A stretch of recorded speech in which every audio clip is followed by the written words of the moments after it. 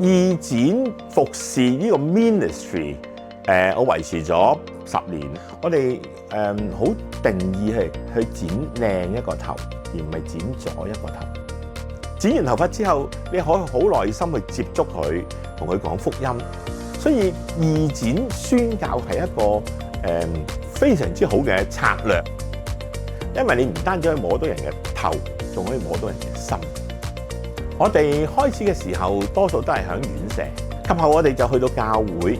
咁咧教會咧就招呼好多嘅街坊入教會嚟到剪頭髮。每一個隊員都係義工，佢哋有自己嘅專業嘅。好多時候佢哋因為要出隊，需要請假嘅。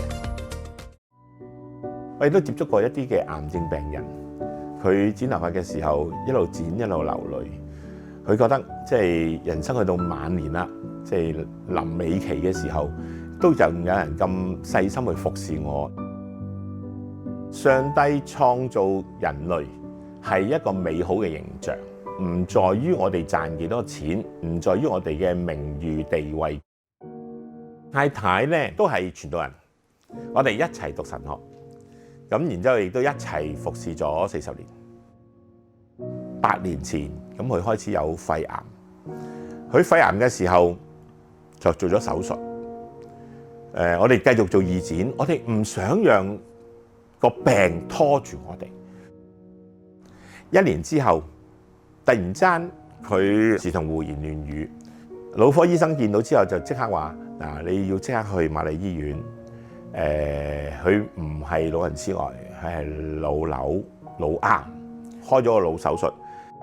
去到2025年嘅重陽節，師母嘅骨癌又復發，咁同埋開始有抗藥性，開始下肢係唔喐得，需要係貼身嘅24小時去照顧佢。但係我哋祈禱嘅時候仍然咁講，我哋唔想停義展服侍。所以每一次出隊嘅時候，我都會帶埋師母去，佢就喺旁邊默默地睇住我哋義展，為我哋祈禱。響耶穌基督嘅服侍嗰度，我會學習得到佢唔係去嗰啲權貴富戶嗰度去做服侍。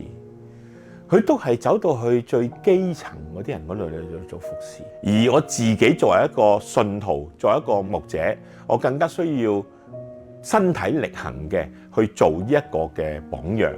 而義展服侍，我強調係服侍，唔係服務，呢個就係我哋呢隊嘅精神。